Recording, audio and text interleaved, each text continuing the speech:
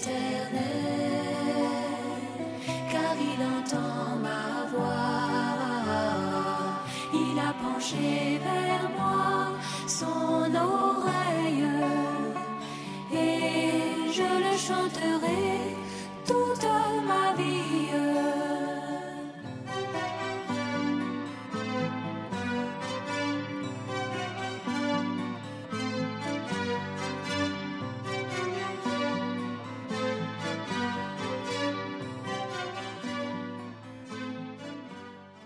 Seigneur, je vous salue dans ce beau nom, le seul vrai nom, le nom le tout-puissant.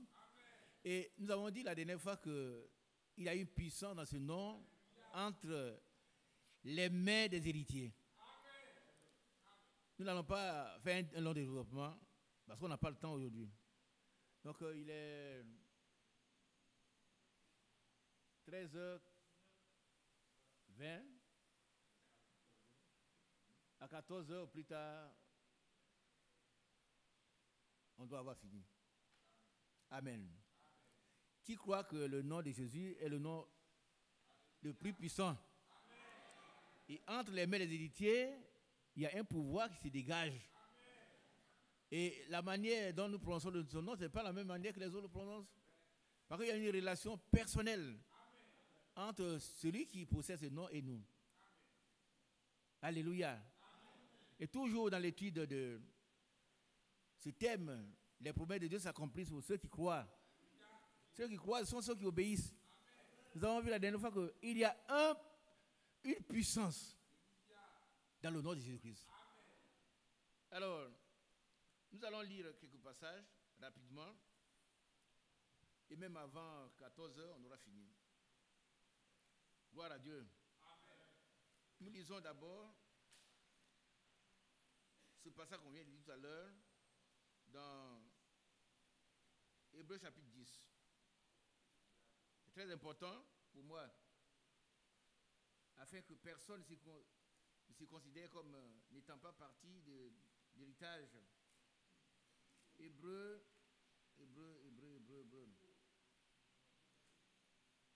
10.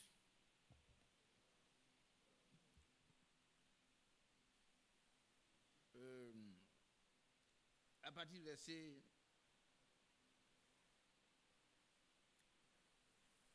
12.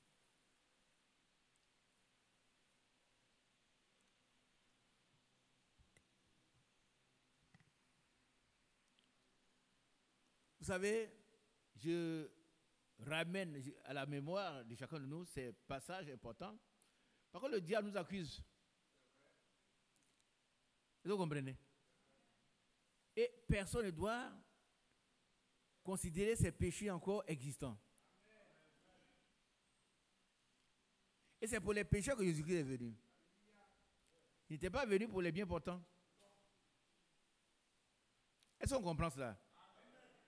Il faut balayer le souvenir des péchés. Oh, Jésus lui-même, voilà ce qu'il dit.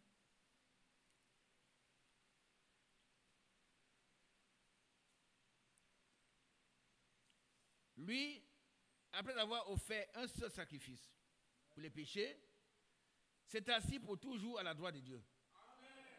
Et là, il joue le rôle d'intercesseur. Jésus est assis là. La droite de Dieu, c'est la puissance de Dieu. Amen. Quand on parle de la droite de Dieu, ça veut dire la puissance, la toute puissance de Dieu. Dieu n'est pas un homme où il y a une droite et une gauche. Non. Jésus, il est là dans la puissance de Dieu. Et il intercède en notre faveur.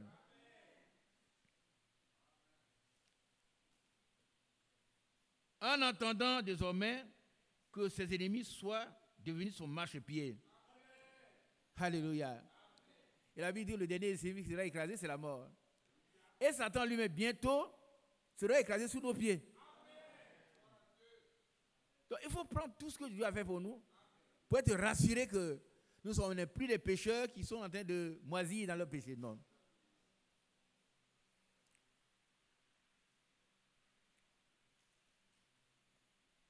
Car par une seule offrande, il a amené à la perfection pour toujours ceux qui sont sanctifiés. Donc, mon frère, tu es parfait. Pour toujours. Pas parfait aujourd'hui, et puis misérable demain. Non, non, non. Pas une seule offrande. Il a amené pour toujours. Pour toujours, à la perfection, ceux qui sont sanctifiés. Vous n'êtes pas heureux? Que vous soyez perfectionnés pour tout, c'est fini. Ne laissez pas ce jour entre les mains du diable. Hein. C'est un voleur. Il vient pour dérober, détruire, non, voler et détruire. Il y a 3 ministères. Donc, tout ce que la Bible dit là, c'est ça qui est pour nous. Un chrétien n'a plus de péché. Chaque fois, il manque une peau pour dire que ça n'a rien à voir avec le gracisme. Non. Un graciste, il pêche et puis il croit que même un pécheur les sauver, non. Qui voit la différence? Un fils de Dieu, quand il tombe dans le péché, il ne donne pas de repos à ses yeux, à son cœur, jusqu'à ce que Dieu lui fasse grâce. Mais un graciste, il dit, oh, vive la polygamie. Oh, mais je suis en train de chercher la femme de quelqu'un. Si je suis enlevé, ce n'est pas vrai. Si tu peux aller chercher la femme de quelqu'un, tu n'as jamais été sauvé. Qui a compris? Non, ne faites pas, on ne prêche pas le gracisme ici, non. Nous prêchons la grâce de Dieu. Parce que Dieu a préparé des œuvres pour que nous les pratiquions.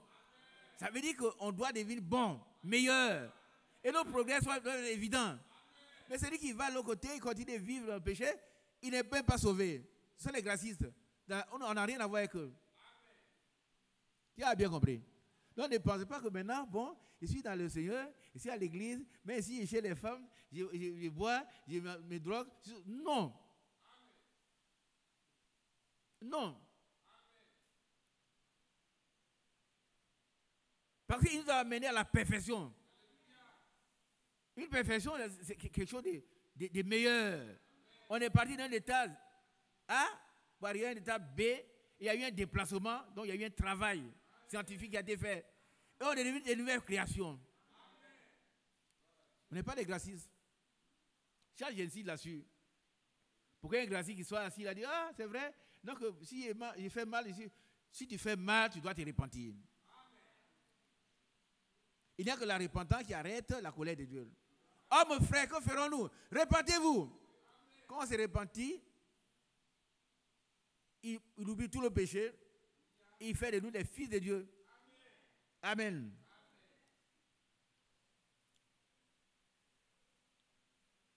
Car, par une seule offrande, il a amené à la perfection pour toujours ceux qui sont sanctifiés. On dit un grand amen. Bien aimé, pour toujours, tu es parfait. Maintenant, si toi-même tu te lèves pour aller pécher, va ta vie, est-ce que ta vie est conforme à la parole de Dieu? Ne te laisse pas entraîner dans le désordre. Tout à l'heure, je lisais, il y a des frères qui sont là qui ne veulent pas travailler. C'est déjà Colossiens 3. Et l'apôtre Paul dit même, il vit un désordre.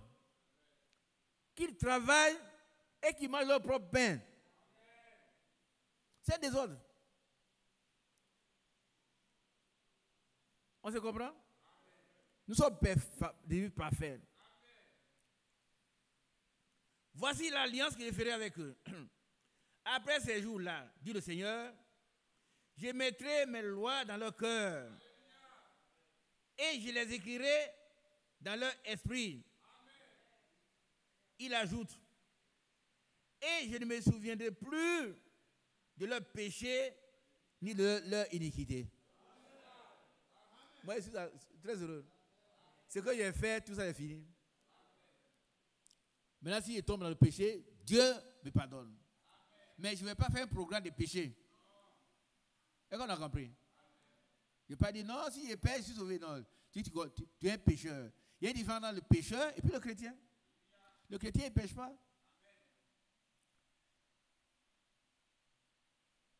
S'il tombe dans le péché, Dieu va le ramener à la raison. Et il va le sanctifier. Ah, mais c'est pour ça qu'il est assis à la droite de Dieu et il intercède pour toi et moi. Que son nom soit lui exalté. Donc, les promesses de Dieu s'accomplissent pour ceux qui croient. Et nous avons vu que dans le nom de Jésus, il y a une grande puissance. Et dans notre bouche, cette puissance se dégage. Elle guérit, elle sauve, elle délivre. Elle délivre. Nous avons vu dans Actes chapitre 2, Actes chapitre 3, Actes chapitre 4 et dans Philippiens chapitre 2, comment cette puissance se dégage. On prend Actes chapitre 3. J'ai dit que je vais continuer jusqu'à ce que cela demeure dans nos cœurs, dans notre esprit, que nous puissions l'expérimenter. Quand Pierre pouvait dire Acte 3,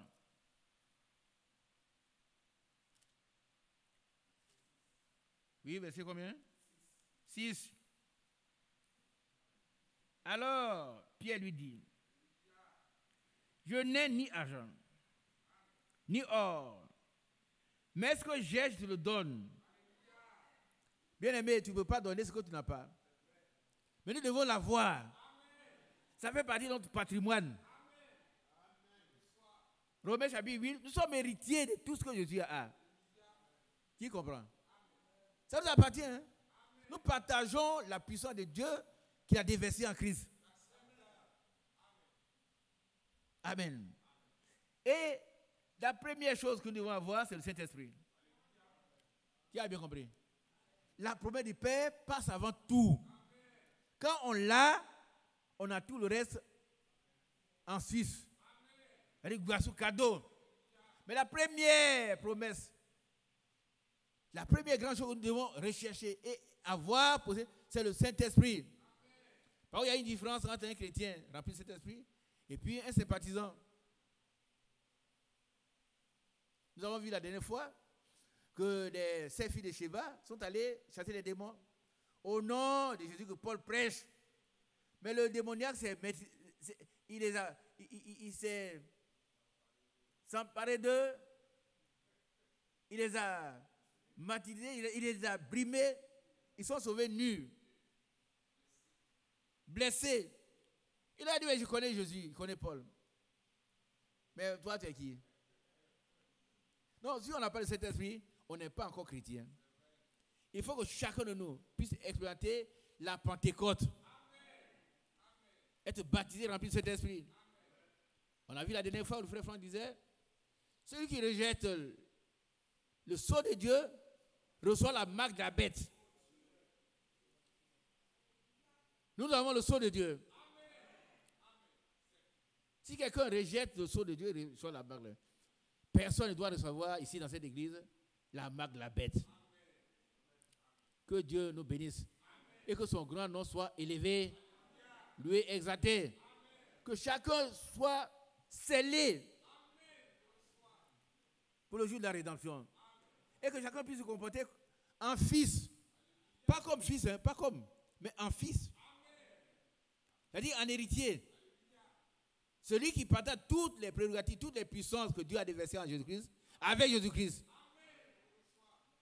Ça, c'est la réalité. Nous sommes héritiers de Dieu et co-héritiers de Christ. C'est-à-dire ce que Dieu a donné à Christ, nous le partageons. C'est ce que ça veut dire. Si vous êtes des co-héritiers, il y a des juristes ici. Moi, je ne suis pas juriste, je suis littéraire. Alors, vous allez avec votre document. Il y a un document qui l'atteste. Hein. On ne dit pas, je suis héritier, on dit, il y a ton papier. Qu'est-ce qui prouve que tu es héritier? Mais ce qui prouve, c'est ça.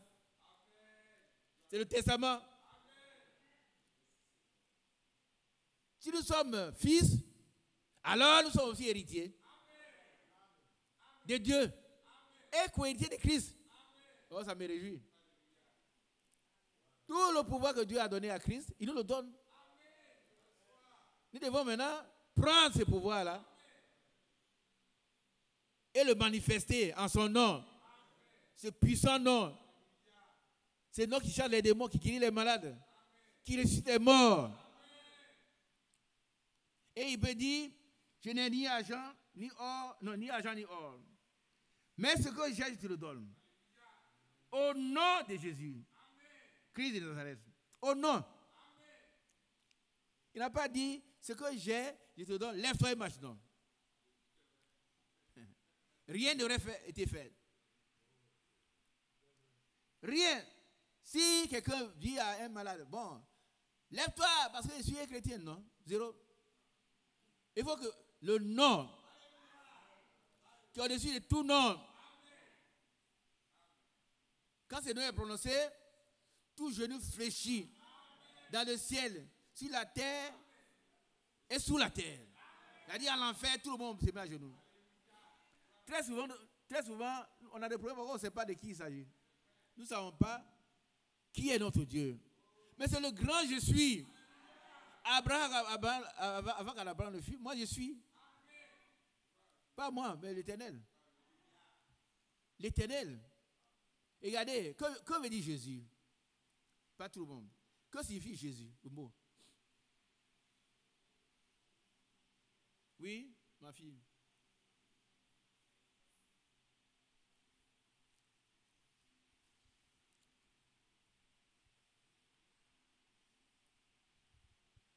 Jésus signifie je suis. Non. Non, ma fille. Donne le micro. Qui sait ce que veut dire Jésus? Si vous connaissez ça, vous êtes tranquille. Ça veut dire Yahshua, c'est-à-dire Dieu sauveur. Dieu sauveur. Amen. Jésus là, ce n'est pas un petit nom. Hein. Ça veut dire Dieu sauveur. Dieu, le grand Dieu. Pour nous sauver, il prend un nom qu'on appelle Jésus. Donc, le nom de Jésus suffit pour sauver, pour guérir, pour ressusciter, pour délivrer. Et c'est pourquoi dans ce nom, tout genou fléchit. Par contre, dans la rédemption, il y a tous les effets rédempteurs. Jésus veut dire Dieu sauveur. Amen. Alléluia. Et c'est un don. Le salut est un don gratuit de Dieu. Nous n'avons rien fait pour l'avoir. D'ailleurs, on n'aurait pu rien faire. Et c'est pour ça qu'il est venu. Si on pouvait faire quelque chose, Jésus ne serait pas venu. Donc, bien aimés, considérons notre situation, notre nature de fils de Dieu, héritier de Dieu et co-héritier de Christ. C'est important. Au nom de Jésus-Christ de Nazareth. Ça veut dire au nom du Dieu sauveur. Alléluia. Au nom de celui qui t'a sauvé déjà. S'il t'a sauvé, il peut te guérir. Lève-toi et marche. Et immédiatement, ils ont commencé à marcher. Alléluia. Nous allons lire le verset 16. C'est par la foi en son nom. Il faut avoir la foi en son nom. C'est par la foi en son nom. Amen. Frère, je voulais enfoncer ça parce que ça reste dans nos cœurs. Et qu'on puisse plus être intimidé par le diable, par quoi que ce soit, un franc-maçon, n'importe qui. La dernière fois, il a demandé à mon fils de rendre son témoignage. Quand il a dit à ces gros chiens, ces chiens démoniaques, leur maître a murmuré il a murmuré une puissance satanique. Et il venait vers le frère. Il a dit au nom de Jésus. Qu'est-ce que tu as ajouté? Viens. C'est important. C'est important que chacun puisse faire. Si on est 1000 ici, on doit faire 1000 expériences, au moins. On ne veut pas ici par contre, on ne sait pas où aller. Hein? Ah non, non, non. Tout à l'heure, j'étais quelque part. Ouais, j'étais à une cérémonie, je suis venu ici. Donc, on sait où aller. Mais ici, là, c'est là, c'est nous. C'est là qu'on vient se ressourcer. C'est ici qu'on vient prendre les forces. C'est ici. C'est le berceau. On vient ici, on est galvanisé.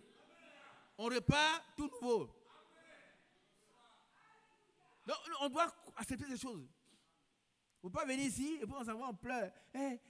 Mon voisin est méchant, mes parents, ils sont des sorciers. Non, il ne veut pas au village. Non. Moi, quand je veux aller au village, il va à tout moment. Toi aussi, tu parles de la même chose. Lui, il a vaincu ces démons-là. Au nom de Jésus. Et ça, c'est Dieu qui a permis ça pour qu'on puisse connaître quelle est la puissance,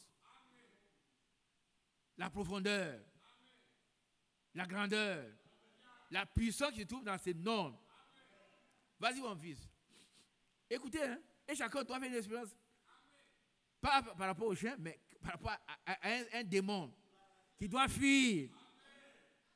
Et il doit fuir. Et il doit fuir. Il va obéir. Il va obéir, il va se soumettre. Vas-y, mon frère.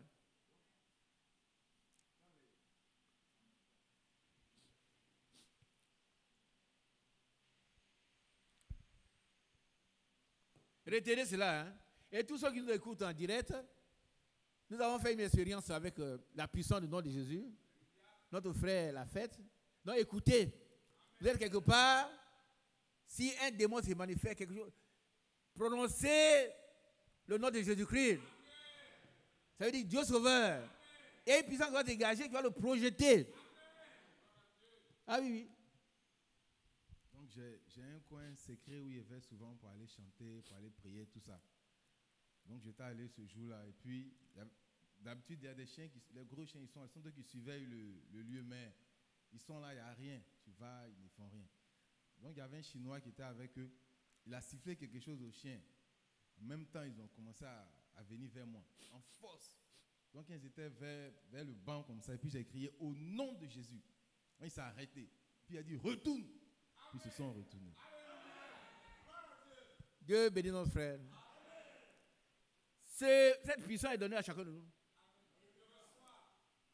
Je ne veux pas rabâcher cela pour rien. Moi, j'ai l'expérience. Le nom de Jésus, c'est le nom le plus puissant. Amen. Alléluia.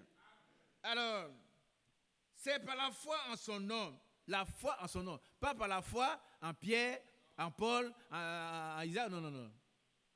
C'est par la foi en son nom. Il faut avoir foi en son nom. Il faut croire que dans ce nom, il y a une puissance. Amen. C'est par la foi en son nom. Alléluia. Que son nom. Amen. Pierre ne dit pas, c'est par la foi en son nom que moi, j'ai fait quelque chose. Hein? Non. Il a été le plus grand menteur. C'est par la foi en son nom que son nom. Si tu as la foi en son nom va détruire toutes les puissances qui t'entourent. D'ici là, il ne dort pas, tu vas dormir. Tu vas dormir. Tes affaires périclites, ça prendra fin. Ah oui, ça prendra fin. Son nom va briser toutes les forces sataniques qui t'entourent et qui te dérangent. Mais lève-toi seulement. Alors les chaînes vont tomber. Lève-toi, prends la puissance que Dieu t'a donnée, les chaînes vont tomber. Ne raisonne pas. Hein? Le raisonnement, c'est notre premier ennemi. Quand Pierre était enchaîné, ses pieds étaient dans le bois.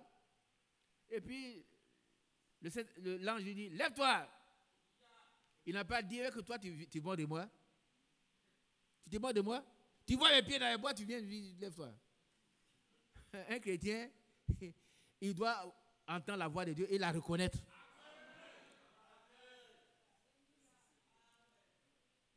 Lève-toi. Pierre n'a pas. Il s'est levé. Et puis on entend. Brrr. Lève-toi, mon frère, ma soeur. Ces chaînes vont tomber. Ce qui enchaîne ton travail, ce qui enchaîne ta famille, ce qui enchaîne ceci, tout ça sera brisé. Brisé. Et toi, tu vas sauter. Comme un veau qui sort d'une étable. Et c'est ce que dans Malachie, j'avais toi et quoi. Nous allons sauter comme des veaux. À tout âge, hein? Vous allez vous voir sauter. Alléluia. Oh, quel merveilleux Seigneur. Quel merveilleux Seigneur. C'est par la foi en son nom que moi, c'est par la foi en son nom que moi, Pierre, non, jamais. C'est par la foi en son nom que son nom. C'est pas Pierre, c'est pas Paul, c'est pas Jean. C'est par la foi en son nom que son nom. Si tu as la foi en son nom va agir. Amen. Oh, que son nom a raffermi celui que vous voyez et connaissez. Oh, tout le monde le connaissait. Mais la foi en son nom. Son nom. Oh non, c'est beau, merveilleux.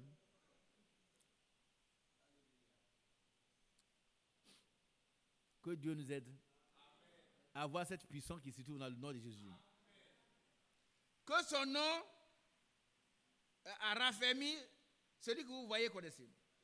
C'est la foi en lui qui a donné à cet homme cette entière guérison. Cette pas moitié.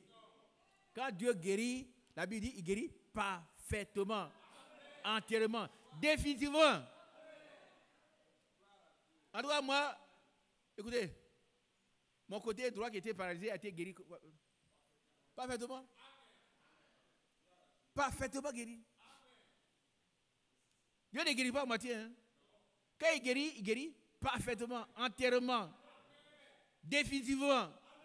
On peut avoir autre maladie, mais ce qu'il a guéri, c'est parfait.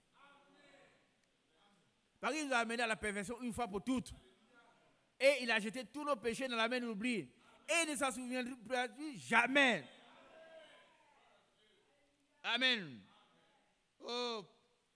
Alors, c'est la foi en lui qui a donné à cet homme cette entière guérison. Mon bien-aimé, si tu veux avoir une entière guérison de ton corps et de ton âme, il faut avoir foi en lui. Mie mi ose na mafite no. Mie mi ose na mafite no. C'est à la fille Jésus sou ni wa mwen kwa abafite no. Mie mi ose na mafite no. Mie mi ose na mafite no. La fille Jésus ni wa wenkwa abafiteno. La fille Jésus ni wa wenkwa abafiteno. C'est ça. Pour le Bible est mythique. Abafiteno, on voit tout à la même chose. Mie mi ose na mafiteno. Mie mi ose na mafiteno. la vie Jésus ni wa wenkwa abafiteno. Amen. Que ferais-je pour être sauvé? Crois au Seigneur Jésus de tout ton cœur et tu seras sauvé. Ici, il faut croire de tout son cœur ce que Jésus a fait, ce que son nom fait actuellement. Et nos problèmes sont réglés. Amen. Nous allons dans le chapitre 4. Parce que je vais terminer rapidement. Et puis voilà. Le chapitre 4, verset 10. Sachez-le tous. Et que tout le peuple d'Israël le sache. C'est par le nom de Jésus-Christ de Nazareth. Amen. Que vous avez crucifié et que Dieu a ressuscité les morts. C'est par lui que cet homme se présente en pleine santé devant vous. Bien-aimé, si tu acceptes ce nom, tu seras en pleine santé. Tes enfants, toi-même, tes affaires, tout. Moi, je crois ça. Il y a la preuve. J'ai la preuve. Mon côté droit, paralysé, a été guéri. Ça on ne peut pas me dire le contraire. Ce n'est pas un rêve. Ce n'est pas un rêve. Ce n'est pas un rêve. Je peux souffrir d'autres choses, mais ce jour-là, quand j'ai prié de 2 heures du matin à 4 heures, Dieu m'a exaucé. Et il veut t'exaucer toi aussi. Il veut le faire maintenant. Le seul nom dans lequel nous avons tout, c'est le nom de Jésus de Nazareth. Le nom du Dieu Sauveur. Et dans le salut, la rédemption a été totale. Amen. Amen. Le verset 11. Jésus est la pierre rejetée par vous qui bâtissez et qui est devenue la principale langue. Il n'y a de salut en aucun autre. Amen. Regardez ici. Quand on parle de salut, ce n'est pas seulement l'esprit. Quand Jésus a dit à cette femme qui l'a touchée, ma fille, ta foi t'a sauvée, il s'agissait de son corps.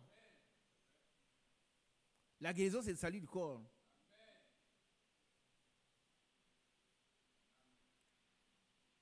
Voilà une femme qui a perdu du sang pendant 12 ans. Tous les grands médecins ont été consultés, mais il a fallu que ce jour-là, le Dieu sauveur passe par là. À cause d'elle. Cet après-midi, il est là, dans cette assemblée. Et c'est à cause de toi. Tu as trop hésité. Lève-toi pour que les chaînes soient brisées. Et que tu reçoives la puissance, la toute-puissance qui est dans le nom de Jésus.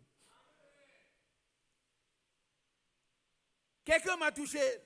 Oh Seigneur, tu vois, il y a tellement de mots, comme tu veux dire. Mais elle a touché d'une façon spéciale.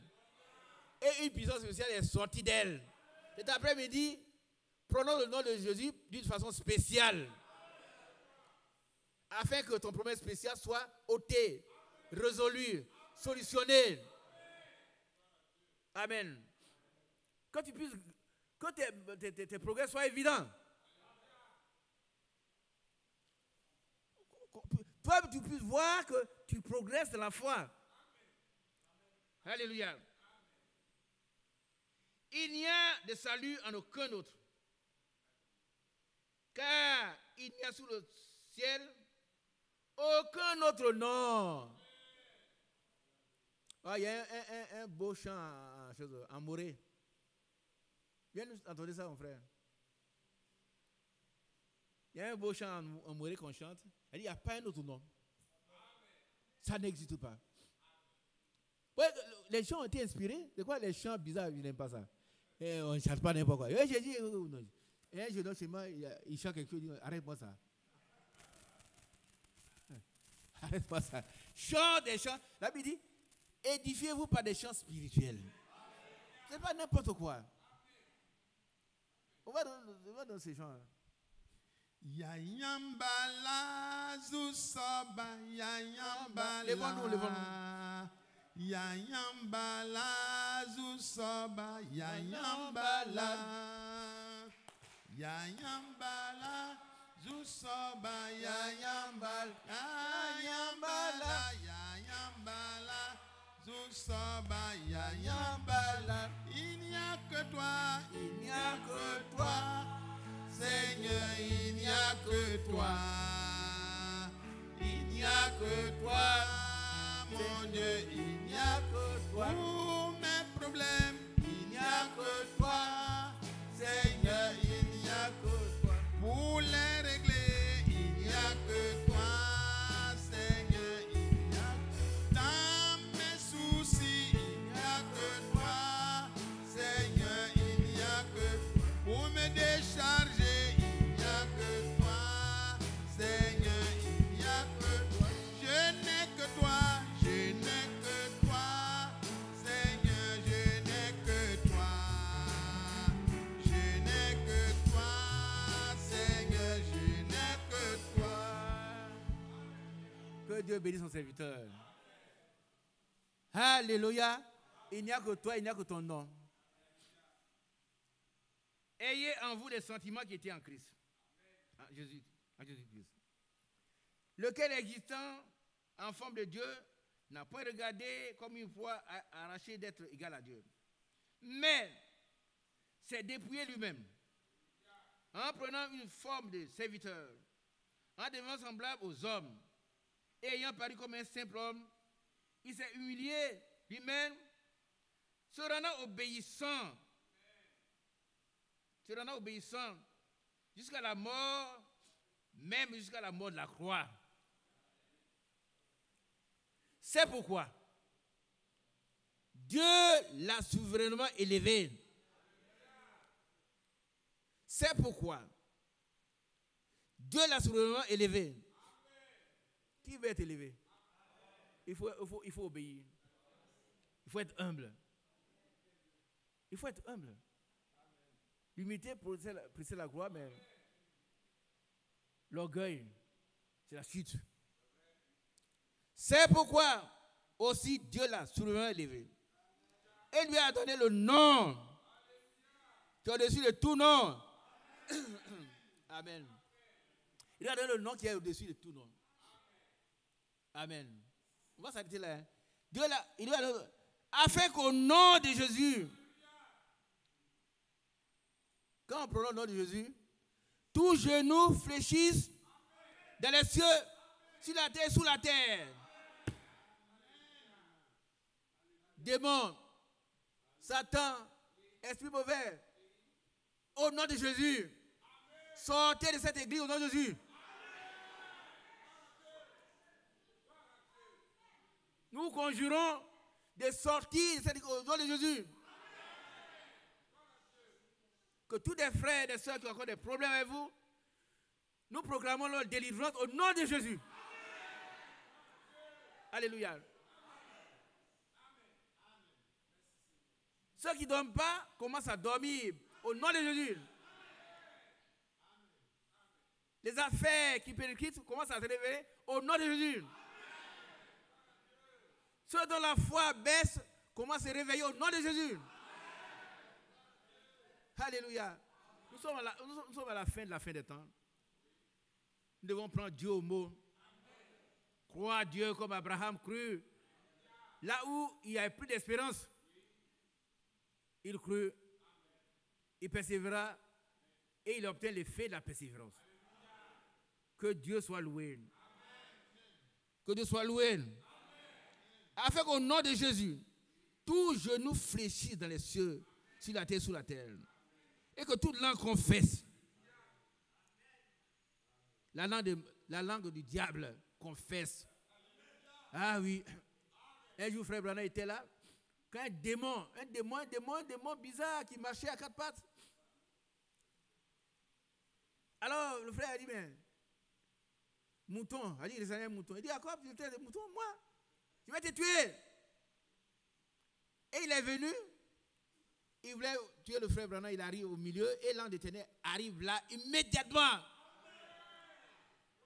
Il est propulsé à l'enfer, le démon est parti. Oh, Dieu soit loué. Alors, je relis ça et je laisse la place à mon frère. C'est pourquoi, c'est une conclusion, hein, une conséquence heureuse. Aussi, Dieu l'a souverainement élevé. Et lui a donné le nom qui est au-dessus de tout nom.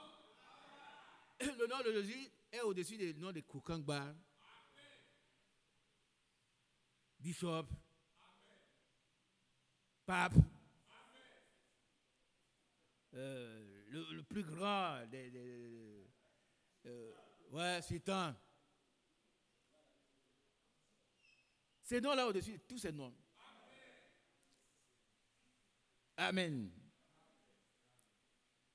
Et que toute langue confesse que Jésus-Christ est Seigneur, à la gloire de Dieu le Père. Que son nom soit loué et exalté. Qui nous assiste, nous allons laisser le frère nous faire prier parce qu'on doit aller maintenant. Dieu te bénisse, mon frère.